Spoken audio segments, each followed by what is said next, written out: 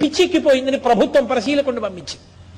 ఎవరికి అర్థమవుతుంది? చంద్రశేఖర భారతి ఓ మాట అడిగారు, మీ అమ్మ కొంట్లో బాగులేకపోతే నా దగ్గర విభూతి పట్టికలో గుర్తుందా అని అడిగారు.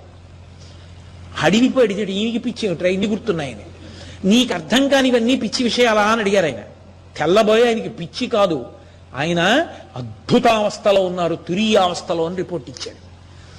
మహాత్ములందరూ ఆ స్థాయిని పొందిన వారే, వాళ్ళకేం అక్కర్లేదు, చూడగలగాలి కానీ ఇప్పటికీ ఉన్నారు అటువంటి వాళ్ళు, ఇప్పటికీ ఉన్నారు. అలా పండిపోయి తిరుగుతున్న వాళ్ళు ఇప్పటికీ ఉన్నారు.